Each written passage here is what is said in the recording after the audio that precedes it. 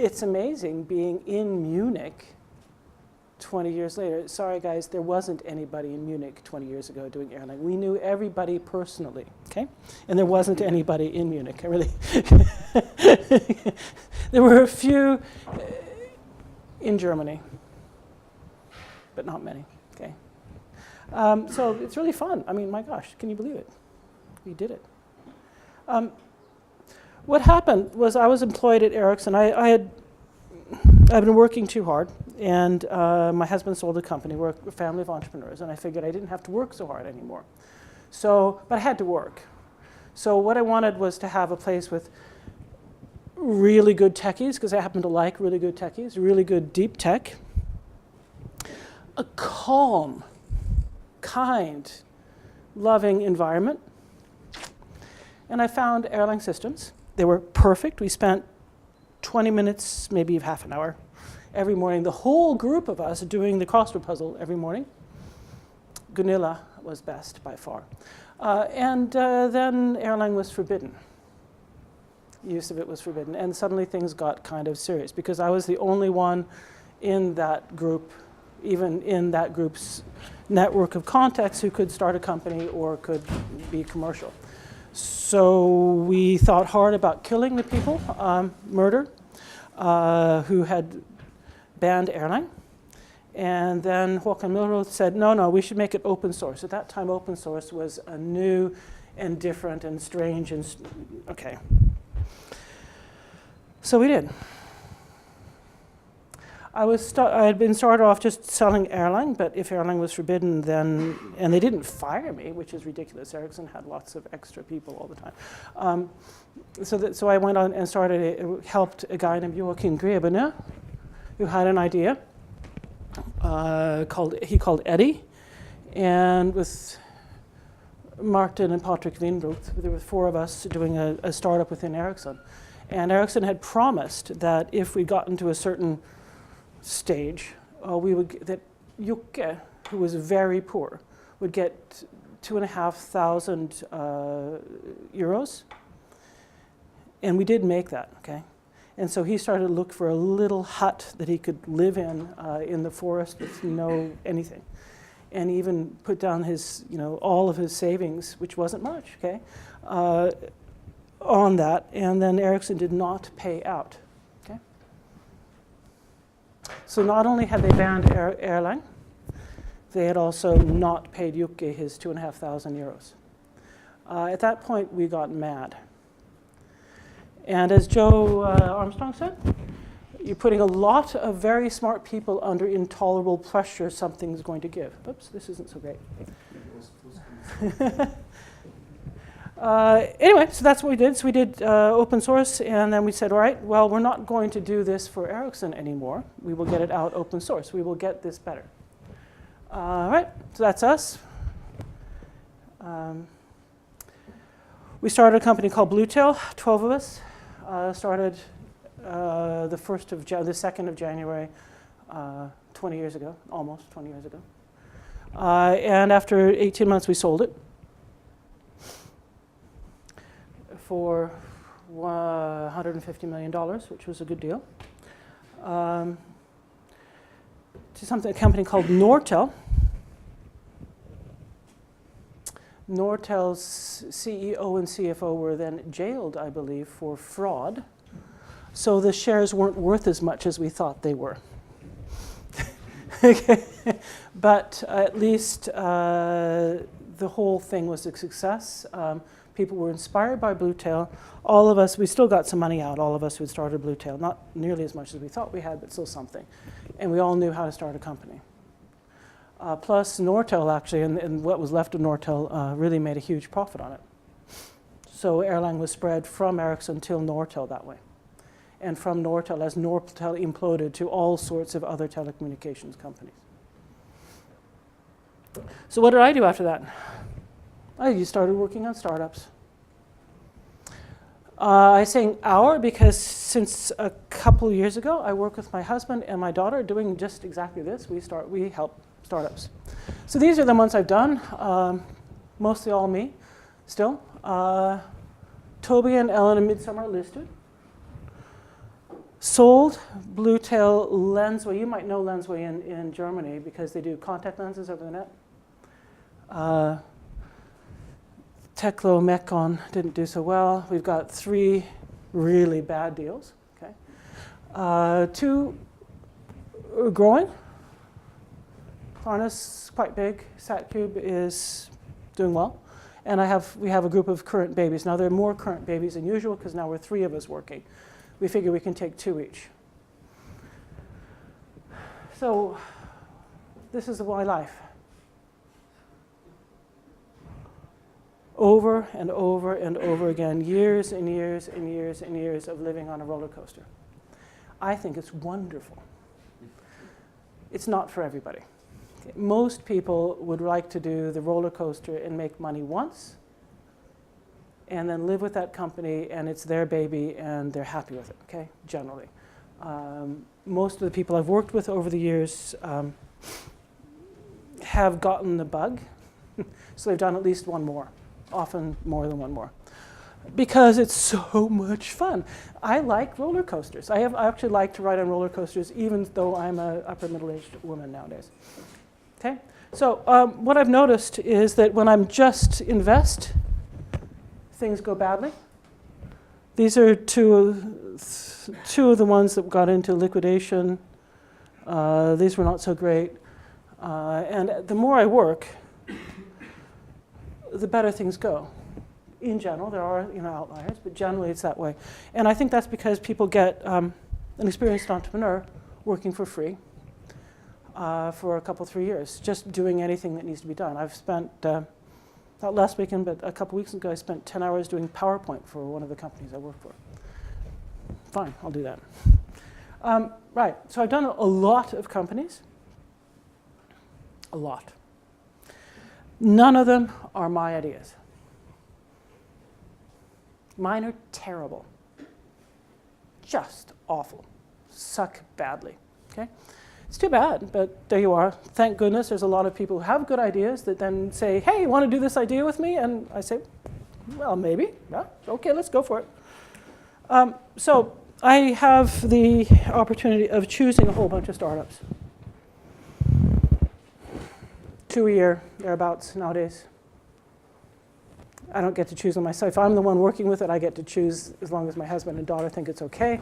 If they're the ones choosing, they're the ones who are saying it, and the rest of us have to think it's okay. But anyway, this is the main thing that I look at.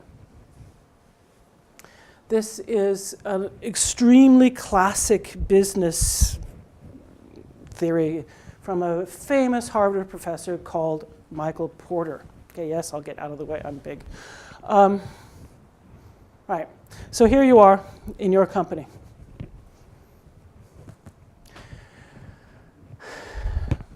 Real problem if you don't have enough customers. If you only have a few customers possible, well, then they negotiate. They negotiate very, very hard. They will generally negotiate to the point where you're hardly surviving, or they will negotiate past that because they would like to buy up the rest of the last little bits of the company and employ you. Okay. You want to have something with a lot of customers. I've been close to this a few times, most recently with Teklo, where we were selling to telecom operators. There's only around 1,200 telecom operators, but it's not really that many because they're put together in groups, so maybe there's 100 different customers. That wasn't enough. 100 is not enough. On the other hand, Lensway, where you sell contact lenses to private people, well, it doesn't matter that much if one person says, I'm never going to buy from Lensway again because there's 7 billion other people. It's okay. So as many customers as possible. And the same thing, if you have a supplier who's incredibly important to you, well, they'll kill you. Because they're supplying something which is very important to you, and they know that. And if your business starts to thrive, they will put up their prices until you can't survive and buy you. See, I'm slow on these things. Sorry about that. Okay, good that you're standing there. So Spotify is a good one on this one, on threats of entry. Spotify they needed to have music. Okay? Other people owned the right to music, so they needed to source the licenses, get the licenses for the music into Spotify to be able to stream it. The companies who owned the music rights put the prices up extremely high, so Spotify made enormous losses. Okay? Plus, they insisted on buying huge chunks of the company. More and more and more, because as they put the prices up so high that Spotify had to get money all the time, right? And the big companies then pushed them. Okay? Not that Spotify isn't a success. Okay, it is. It's a huge success, but still, that's the problem. Okay? Right. More than that, usually threat of new entrants. If you're starting a company and you're Erlang people, you will know who the other possibles are. Okay. So if you're thinking of an idea and you say, okay, well, who do we know that does this already? And you can, within about 15 minutes, come up with 3 names. Well, you're too late in, okay, guys? This is not usually the problem, unless what you want to do is have some sort of protection against somebody else copying you, okay? And that's through patents. And often in your kind of companies, it's because you guys are really good at what you do. Lots of space up here, and I don't bite. So since you're good at what you do, it's better generally to just buy whatever you do rather than copy it. Okay? So you will have this, get rid of that as because of your competence, because of the complication of the software, they'd really rather buy you. Okay? Substitutes, if you're making a calculator in 2007 and the iPhone comes, how many people actually have calculators anymore? Good for you, okay. A few, not many, okay. Before I used to have like one on every desk, and I have lots of desks, and there are calculators everywhere, but not anymore, right? And competitive rivalry is, okay, how nasty are people to you in that industry? And it really varies. The worst ones are generally pharma companies. Doctors are the worst. You who've been to, see, I do this all the time. Doctors are the pre-med students. You probably know that they sabotage each other's experiments. Okay, well, they don't change. So I've done a couple of med techs. I'm not going to do any more med tech. Just not. All right, so there are some Klarna companies. Some of them are sponsors here. It's gone really well. Okay? These are the ones I know of myself, because I've been involved in Bluetail, Klarna, and Teklo. I know TLF very well, and know Erlang Solutions well, and WhatsApp is kind of famous. Okay. All right, so way back 20 years ago, when I was selling Erlang, what was good about Erlang was this. It would give incredible uptime, 5 minutes a year. Okay, that was really impressive. You could do, you could upgrade software in running systems. It was just fantastic. Okay, it had soft real time. It wasn't hard real time. You couldn't make a car braking system with it, but you could be quite fast. The threads were so lightweight that I was told not to lie when I told people how much better it was than Java. As a matter of fact, I was told I was an arrogant, and very many words I shouldn't repeat here, for saying that. Basically, that can't be. But it's still true. So what you're looking for generally is something, in general, for the ideas for Erlang that's going to work. You want to have something where uptime is important, because otherwise you can do it with something else, right? You want to have something where you do lots of similar small operations quickly.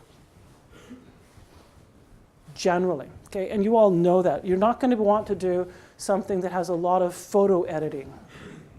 Okay? You want something, you're going to be doing the back end, it's going to have to be something where uptime is absolutely crucial and where you have to have a lot of volume going through quickly. And when there's this funny thing about creativity, not mine. Remember, my ideas suck. But generally, if you limit where you're looking for ideas, you get more. So if you think, okay, so tell me food, you're going to run out after, I don't know, 30 things you say. But if you say, tell me white food, then you're going to have, 300. Because that's the way our brains work. So when you start to limit yourself to Erlang and Elixir, and what's good about it, real uptime, lots and lots and lots of small operations. And yeah, you guys can do it, and therefore, and you'll build something that people will have difficulty copying, so you'll have the barrier to entry you want. Okay, so my ideas around this, right? But still, fintech, because you need uptime. If your bank doesn't work, if you can't get to your money, if you can't get to your balance, you're pissed, right? So it has to be high uptime. Around there. Anything like that. InsurTech, I'm seeing a fair number of startups doing InsurTech. So, because for you guys, you want things with a lot of volume, it's likely that you want to do things that are insured for short periods of time. So you're into the rental economy. If you want to have, for instance, car sharing, well, knowing exactly how the car is driving, who's driving it, what if they're over the speed limit, right? Then you can charge them for insurance, right there and then, right there. So you got you can do real time or almost real time, soft real time, not braking, but you just passed a school at 50 kilometers an hour. You should just. Yeah, not great. In the same way, messaging like WhatsApp, seeing quite a bit of that. There's messaging around IoT. Okay, there's a lot of sensors out there. There are beginning to be very, very, very many of sensors, billions of sensors, and they have messaging. Okay, sensors generally have battery life problems. The time of their battery life is determined by how much time they have to power up to send something. The less time they have to power up and send something, the better. You guys can build something in telecom, basically, to gather all of the sensor data quickly, well. And it can be done quite quickly and be constantly up so that your system is always up even if the sensors are very seldom up. This is but you want it to be up all the time because when that little sensor decides that it's time to send something, it's time now, right? You've got to be up yourself in order to just pick it up, right? So, and then the sensors, in order to do this well, okay, so these are something. There's also marketplaces with a lot of volume. Marketplaces are, talked to one a few weeks ago, they're doing lumber. Okay, so people who would like to have trees that they would like to sell, have cut down and sold, and people who want to buy the trees, right? They need to meet each other someplace. And right now there's people in between who have long relationships and lots of beer with the people who own the trees, right? And then they bid very low for the wood. So there's a marketplace coming in for trees. Now, Sweden is around 80% trees, so that's why I know this one. There are other marketplaces.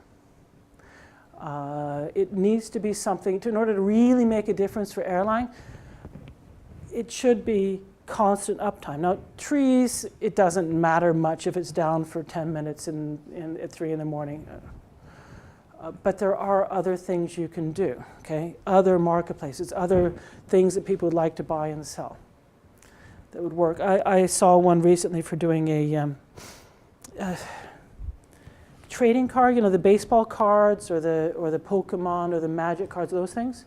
That's an international group of people who like those sorts of things. And so therefore your uptime needs get quite high because people from Malaysia want to bid the same time people in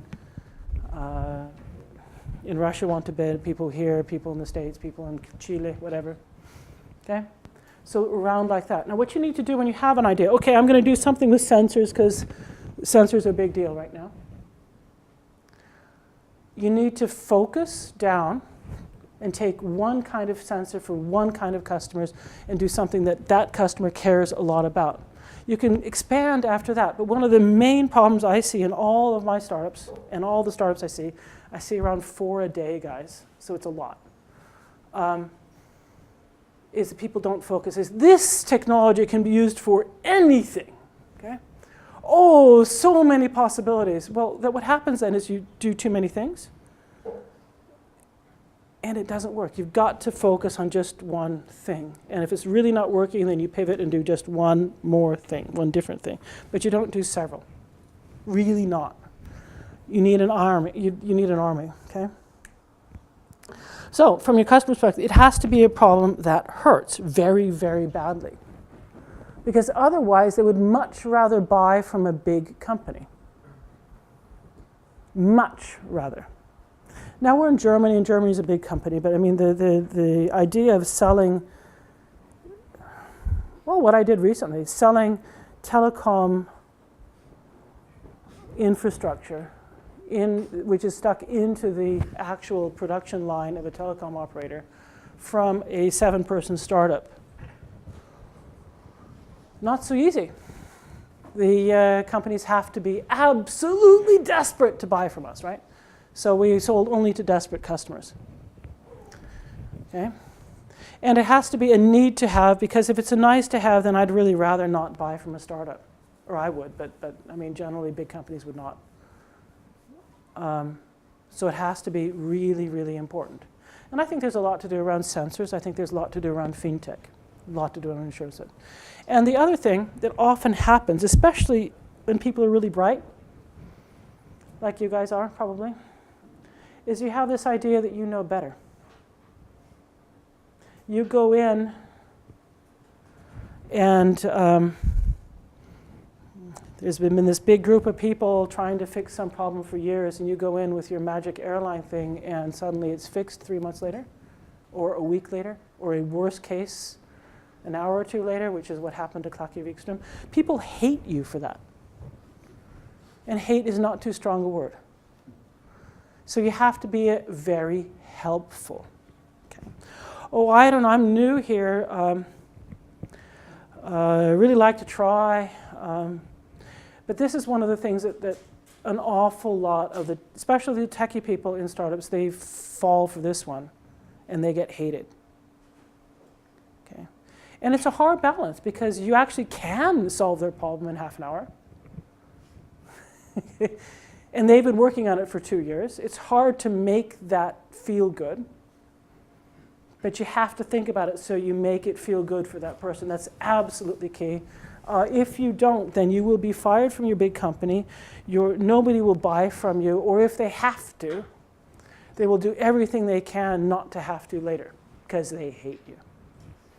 It's much better to be in the position where they're saying, oh, this weak little startup, and they're so nice, and they're so helpful. Gee, I can really recommend them. They're great to deal with. It's a much better, but it's a hard thing to get to. But that's really, really, really important. And if you are considering a co-founder who has a little bit of arrogance, don't choose that person. Okay? Or make sure they never meet a customer. But that's hard when you're in a young startup. Okay. The other thing is that many people who are techie don't believe necessarily that you need several people. But you do, okay? You need somebody who, okay, when the going gets really tough, my favorite techies will go and program some more. They'll fix a bug, they'll add a feature, okay? When the going gets really bad, I will call customers. You need both. Having somebody who calls customers when the bugs are just breeding, okay, not good. And having somebody who only gets functionality but never has a customer, that's also deadly. So you need somebody who has the natural, what I do is call customers and understand what they want and also can talk to you. You need somebody like that. That's basically been my role in most of the companies, okay? It's okay, well, at least my early companies. Okay, right, so I'm going to be selling this stuff. What is it again? That's one. Another person you probably need is somebody who understands money to some extent. They don't have to be full-time. but you need to keep track of your burn rate. You need to, and that's, what is it? How long time do you have before you're dead? That's the first couple, 3 years of any startup. That's the only thing I really care about. I constantly know for each of my startups, oh, we're at 3 weeks. That's bad. Or, oh, we've got a year. You know, no problem at all. And that's the number I keep track of. The rest of it isn't so important, but you do need to have somebody who understands pricing. A temptation among techies is to say, we'll just make it much cheaper. Don't. Make it more expensive, or at least the same, or just slightly, or the same, much better product for the same price is generally a better idea. But this one, you're going to be working with these people very intimately. You'll know everything about their lives, much too much, for the next 5 years, at least. Make sure you get along. If you are a little irritated with them now, it will not get better. Okay? So a range of different skills.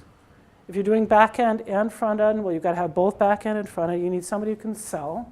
You need somebody who can figure out money, at least. Okay? If you're doing something customer-facing with a lot of that, you need somebody doing user interface. You need somebody doing design, something like that. Important stuff. See the ones, that's me, daughter, husband. So I'm doing a graphene company and a AI personal trainer at the moment. Caroline's does 3D scanning of feet and then recommending what shoes will fit you.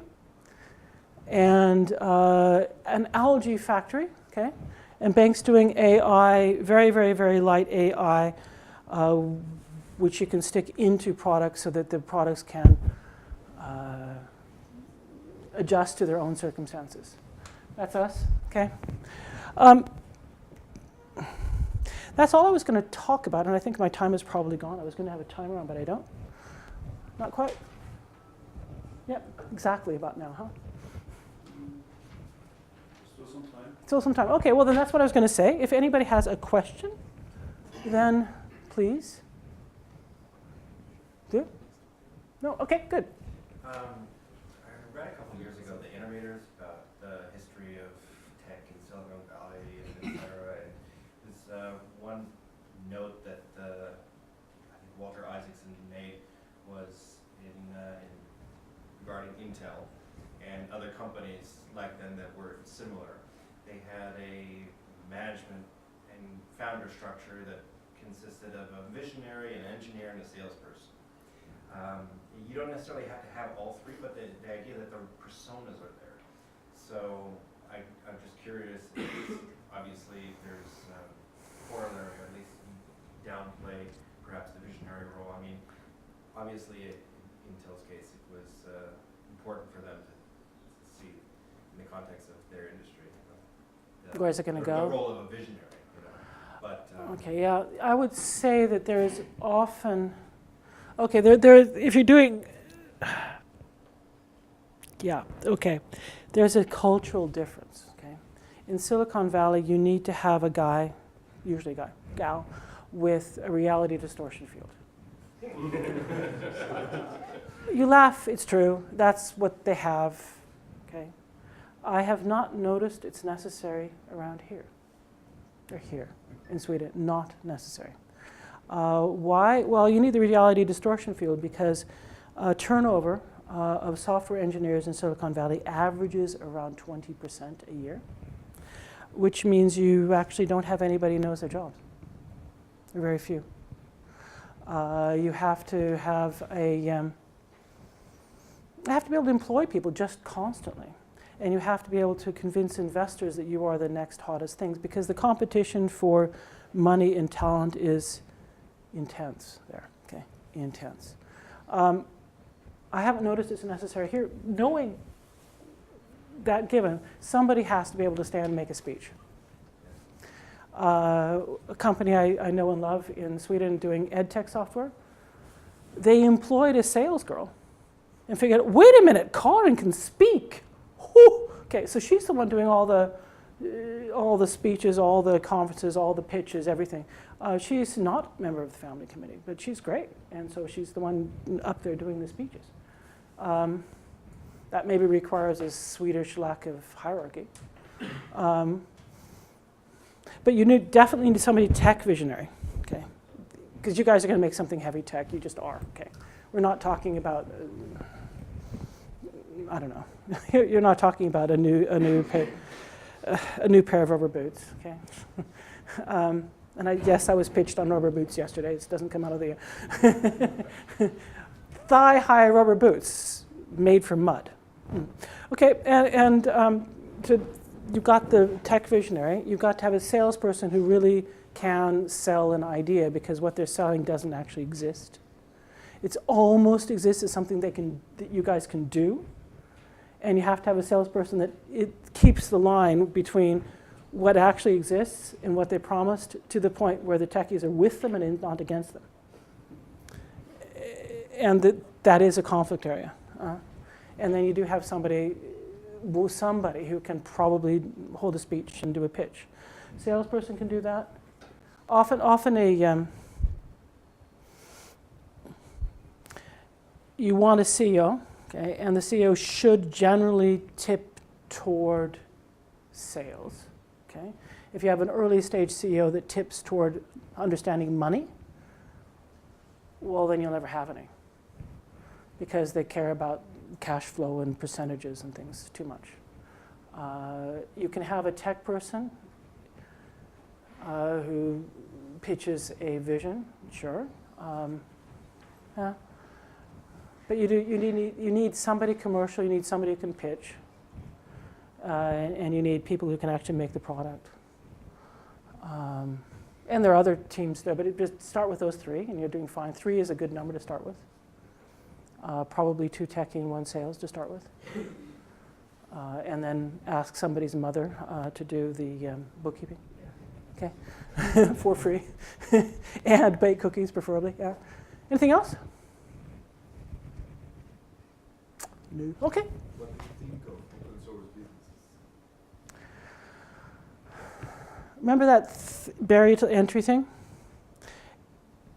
That's big, okay? So building a software company using open source software, fine, absolutely do it. Make sure you use this FOSSID stuff to make sure you're legal. Okay, it's called FOSSID.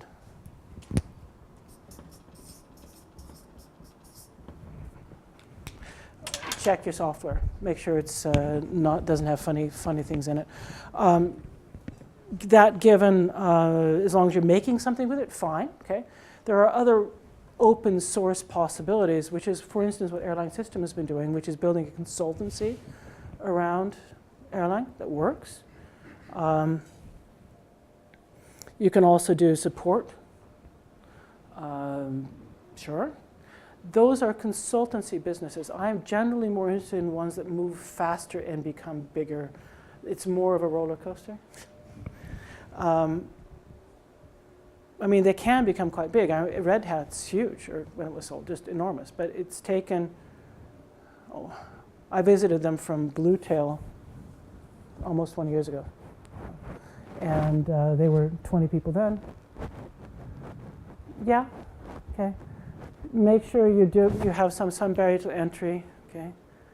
The problem with consultancies is generally that the people you're selling, whose time you're selling, have a limited amount of time, like everybody does, and they know what they're being sold for, and they think often that some more of that money should end up in their own pockets. So it's hard to build a large consultancy unless you can build some sort of internal infrastructure, which makes it hard for your people to leave and do the same thing otherwise. Yes and no, yeah. Time out now? Okay. All right, I'm going to round off and on today, so please come and find me. I'd love to talk to you. Otherwise, I will be doing a budget, and there's nothing I would rather be released from than doing a budget. Okay, Bye-bye, everybody.